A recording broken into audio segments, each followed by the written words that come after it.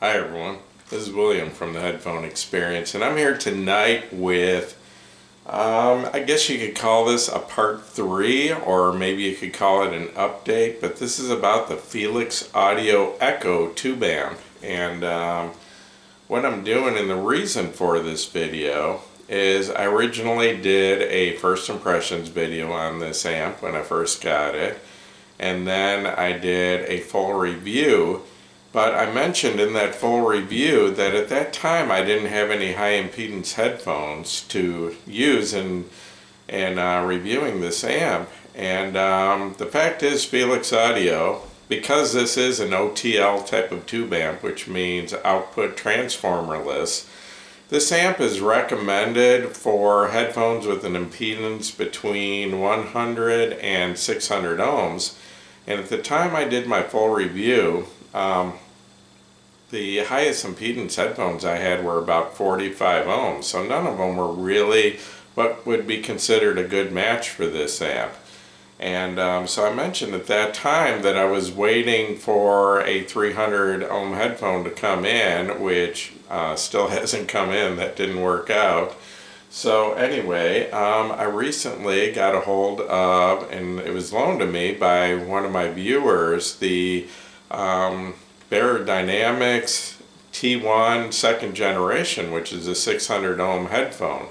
So that's why I'm doing this video. I wanted to, finally find out what this amp was all about, because like I said, it is intended for high impedance headphones, and I found out that the Echo and the T1 second generation are an incredible combination, so I wanted to tell you all about it and tell you why I thought it was a great combination. So anyway, the Echo, and I will give you another look at it. I still have it around after all this time. It uses 4 tubes, and the dimensions of this are 8.5 inches wide, 10.5 inches deep, and about 4.25 inches tall, and it weighs about 8 pounds. This is a very substantial feeling amp. You got your volume control and your 6.3 millimeter single-ended output on the front, and on the rear you have your power AC input, and you have one set of RCA inputs and one set of RCA outputs for the preamp function on this. I'm going to set this down before I drop it. Anyway, this amp is made in Poland, and I believe it currently sells for 499 euros. And I think in the US it's available for about 675 US dollars. Where am I at? Sorry, anyway, like I said earlier, that this amp is intended for high impedance headphones, and I did have a discussion with someone from Feliks Audio that did let me know that this amp is safe to use with headphones all the way down to 16 ohms. It will not hurt the amp. And I've actually had some pretty good results with low impedance headphones, which shouldn't be an ideal match for this, but anyway, I wanted to get into that a little bit. But first I wanted to mention what equipment I used in evaluating this amp. I used CDs and used a Cambridge Audio 540C CD player as a transport only, running a digital signal into a benchmark media DAC1, and then my analog signal into the Echo. Headphones, I've probably used a dozen different headphones with this since I've had it. Everything from the $80 Philips SHP 9500 all the way up to the $3,400 Kennerton Thror. And sorry, I wasn't sure if I turned my camera on. I wanted to make sure I wasn't just here talking to myself. Anyway, that's the first time out of about 90 videos that I've done that. Anyway, as far as amps I compared this to, I've recently compared it to the Audio GD Master 9, which is sort of my reference amp, which is a solid state amp. And I do have the head amp GSX Mini in right now, and I compared it to that, and also the Benchmark HPA2, which is part of my Benchmark DAC 1. As far as music, I listen to a variety of music, everything from classic rock to pop to electronic to acoustical, which is probably what I listen to most, and a little bit of orchestral. Like I said, the reason for this video is the Beyerdynamic T1, and you know, in fact, of the many headphones I used with this amp, several of them sounded the best I had ever heard them. The one that really stands out would be the Grotto SR80E. And I've used that with many amps, and I've now, you know, got some pretty high-end amps, you know, that I've reviewed. The ones I mentioned already, and also the Wells Audio Milo and the SPL Phonitor XE. And of all those amps, the Grotto SR80, without a doubt, sounds the best I've ever heard it with this Feliks Audio Echo.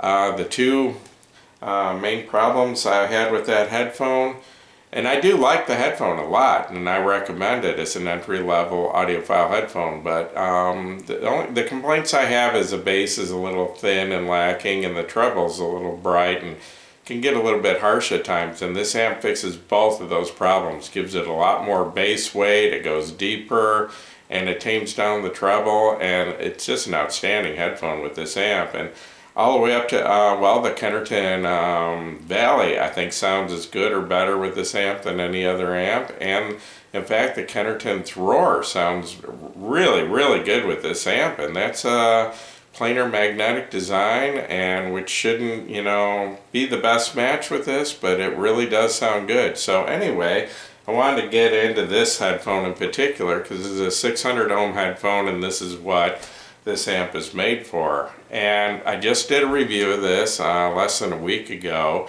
and if you watch that, you know that I really like this headphone. I love the sound of it. It's an extremely well balanced, really refined, very pleasant to listen to headphone that really has no weaknesses in my opinion.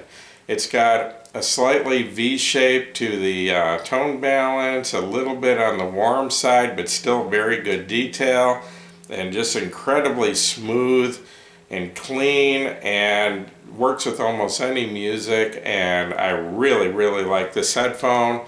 And this thing originally retailed at about $13.50, and now I think through Bear it goes for $9.99, but I saw it several places on Amazon for like $7.99 new, and I think a couple were even cheaper than that. So anyway, in my opinion, this is a fantastic deal.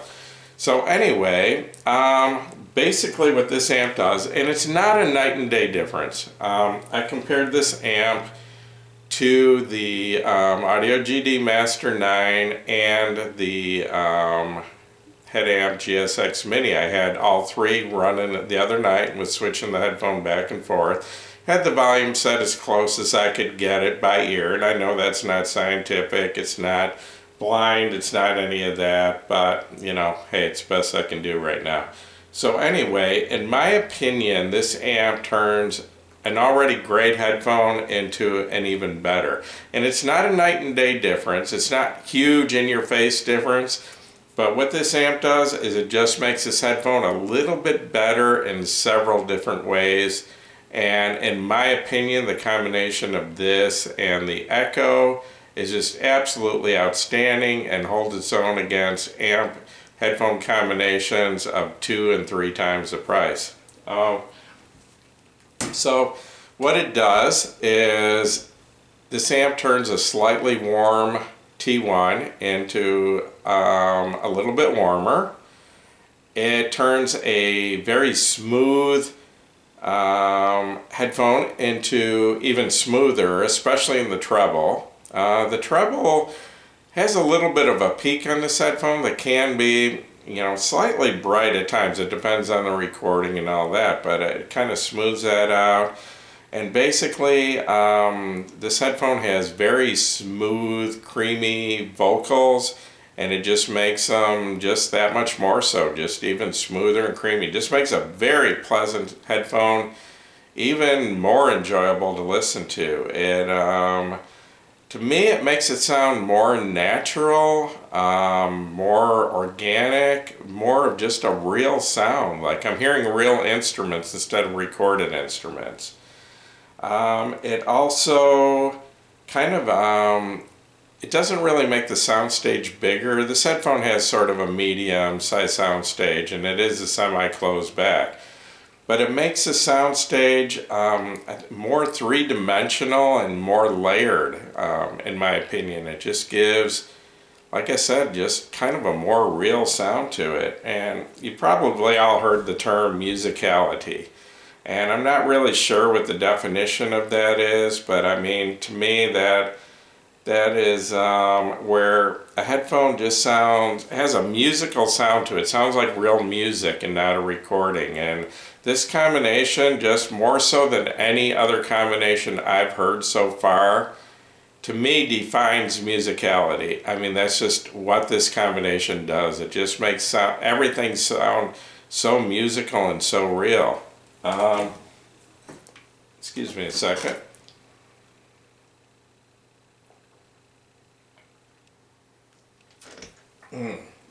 Sorry, it's hot in here and it's dry. I heat with wood and really dries out my house and makes the air dry and kind of dries out my throat when I'm trying to do reviews. So anyway, last night I did make a comparison. I had this headphone and this amp hooked up, and at the same time right next to it I had the Spirit Torino Twin Pulse Ragnar, which is a almost $4,000 headphone, hooked up to the Headamp GSX Mini, which the way it came to me is about a $2,000 amp. So we're looking at a $6,000 combo.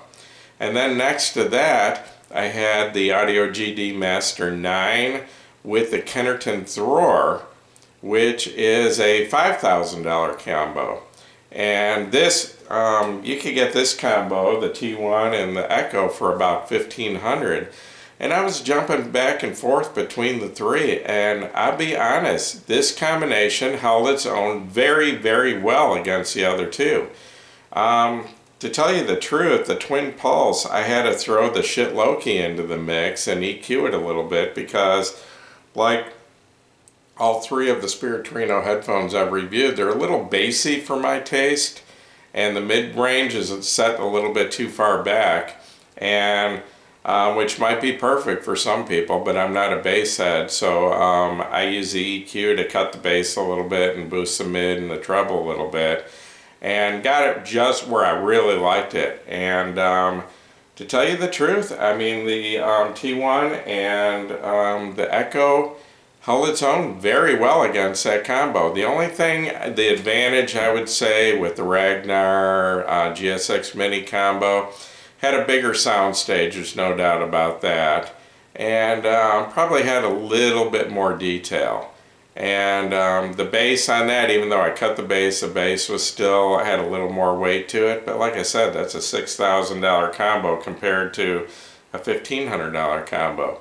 And then comparing to the Thror Master 9 combination, once again, the Thror had a bigger sound stage and a little more depth and 3 dimensions, a little more layering to the sound stage, and was a little bit, it had more detail in the mid-range, and then I would say lower mid-range through the upper mid-range, it had more detail.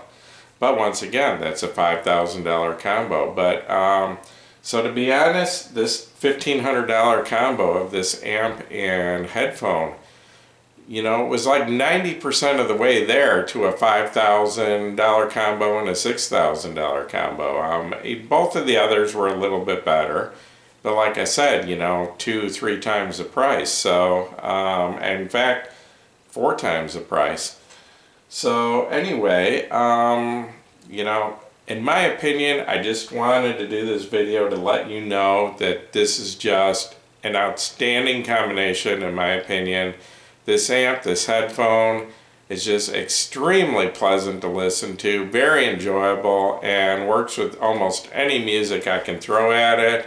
And even lesser recordings still sound good. It's just very, very enjoyable. So yeah, I highly recommend it. That's exactly why I'm doing this video. It was kind of an extra, you know, video while I had this headphone that I wanted to do. And without a doubt, I can highly recommend this combination. And if I had $1,500 to spend on an amp headphone combination, it would definitely be this amp, and it'd be either this headphone or the Kennerton Magni, which is similar priced. And in fact, I'm thinking about, before I send back the T1, I'm thinking about doing sort of a comparison shootout between this and the Kennerton Magni, because like I said, they're real close to the same price, and they're both light, comfortable, and, you know, exceptional headphones in my opinion. They're a little bit different though. They're not exactly the same, so I'm thinking about doing kind of a shootout between the two, and I might try to get that out in the next week before I send these back. So anyway, that's about it. I'm going to wrap this up. Once again, this is William from the Headphone Experience. If this video has helped you, please give me a thumbs up. If please subscribe to my YouTube channel, and you are all welcome to join us over at the Headphone Experience on Facebook. Thank you.